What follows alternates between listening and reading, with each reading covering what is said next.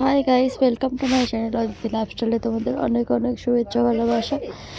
তো দেখো, আজকে দুজনে মিলে বেরিয়ে পড়েছিলাম ডাক্তারখানায়। ডাক্তার ফোন করে ডেকেছিল, কারণ হচ্ছে আমাকে স্যালাইন দিতে হবে। প্রেশার প্রচণ্ড পরিমাণে লো ছিল, তার সাথে জ্বরও ছিল আমার। তো আমাকে স্যালাইনটার খুব দরকার ছিল, শরীরে এক ফোঁটা জলও ছিল না। তো সেই কারণে স্যালাইন নিতে চলে গেছিলাম দুজনে মিলে। শরীরটা ভীষণই খারাপ লাগছিল, এত খারাপ লাগছিল তোমরা আমাকে দেখেই বুঝতে পারবে যে সত্যি আমার শরীরটা কতটা খারাপ। আমি নিজেও বুঝতে পারছি না যে কী হচ্ছে আমার সাথে, কবে যে ঠিক হব। ভালো আর লাগছে না।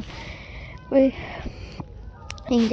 অনেকগুলো ইঞ্জেকশনও আজকে দিয়েছে, তার সাথে সেলাইনও চালিয়েছে। এই সবুজ সেলাইনটা চলতে চলতে তো মানে 1-1.5 ঘন্টা এটাই চললো। কারণ হচ্ছে এটা খুব আস্তে করে দিয়েছিল, মানে এতটাই আস্তে দিয়েছিল যে চলছে। আমি একটুখানি ঘুমিয়েও নিলাম। তো দাদা সেই পাকে ভিডিও করছিল একটু একটু করে। তো সব কিছুই তোমাদের সাথে শেয়ার করি। কি খাচ্ছ তুমি? একটু শেয়ার করলাম। বড় মশার খুব খিদে পেয়ে গেছিলো, মুড়ি গরিব মানুষ। এখানে আমি শুয়ে শুয়ে স্যালাইন খাচ্ছি, আর ওখানে মুড়ি ঝুড়ি ভাজা খাচ্ছি। একা একা খাচ্ছে, লজ্জা করছে না?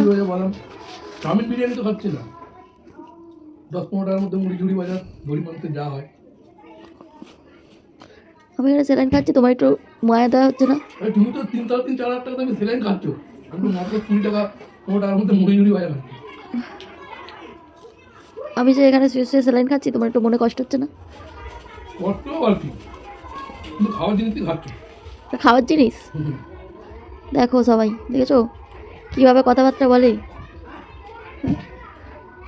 এটা আমি কিন্তু ছাড়বো, ফেসবুকে ছাড়বো। দেখো, খেয়েই যাচ্ছে। হাসছো? এদিকে আমি মরছি, ওদিকে খেয়েই যাচ্ছে। খাওয়াটা একটু অফ করো, তোমার কিছু বলার নেই? সেলাইন নেওয়া হয়ে গেছিলো, দুজনে মিলে বেরিয়ে পড়লাম বাড়ি যাবার পথে। তাদের সবাই একটু আমাকে চা খাইয়েছিল, সেই ভিডিওটা নিয়ে নিই। সেটা খুবই খারাপ লাগছে, বমিও পাচ্ছিল, মাথাটা ও কীরকম টলবল করছিল। কারণ হচ্ছে অনেকক্ষণ থেকে শুয়ে শুয়ে নিচ্ছিলাম, তো সে কখন গেছি সারা দুপুরটা। ও কিছু খায় না, মুড়ি চানাচুর ছাড়া। আর আমি তো সেলাইন খাচ্ছিলাম, খুব জোর খিদেও পেয়ে গেছিলো। তো ওকে বলছিলাম বাড়ি গিয়ে ভাত খাবো, তাড়াতাড়ি চলো। কারণ দুপুরের ওষুধটাও আমার খাওয়া হয়নি, কারণ ওখানেই ছিলাম সারা দুপুরটা। আর রাস্তায় যা ধুলোবালি, মানে কিছু বলার নেই। বন্ধুরা, বাড়ি চলে এসেছি। ওর বাড়ি যেয়ে বসে আছি, শরীরটা একদম ভালো লাগছে না, মানে মাথাটা প্রচণ্ড পরিমাণে ঘুরছে। আসলে সেলাইন নিচ্ছিলাম তো অনেকক্ষণ শুয়ে শুয়ে, ইঞ্জেকশন দিল, সেলাইন দিল, গাটাও খুব প্রচুর পরিমাণে গোলাচ্ছে। এই এসে বসে আছে। এই সলটা আবার সোমনাথদা দিল। আমি তো যাওয়ার সময় কিছু নিয়ে যাইনি, ভাবলাম তাড়াতাড়ি চলে আসবো, কিন্তু এতটা লেট হয়ে যাবে বুঝতে পারিনি। ভাগ্য ভালো যে সোমনাথদার বাড়িটা ওখানেই। সোমনাথদার বাড়ির চাদরটা দিল আমাকে, ওটাই গায়ে দিয়ে এলাম।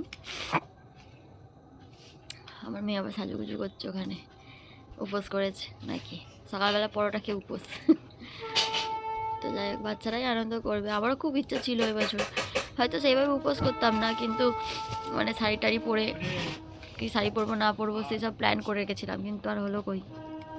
এই বিছানার মধ্যে শুয়ে শুয়ে দিন যাবে আমার। প্রত্যেকবারই এরমই হয়, যে দুর্গাপুজোর সময়, তা দুর্গাপুজোতেও কোথাও বেরোয়নি। আগস্ট মাস থেকে শুরু হয়েছে, এখনো পর্যন্ত হয়ে যাচ্ছে। ভালো লাগছে না, কবে যে ঠিক হবো জানি না। জ্বরটাও আসছে মাঝে মাঝেই। ঠিক আছে, চলো, তোমরা ভালো থেকো, সুস্থ থেকো, খুব খুব আনন্দ করো। টাটা।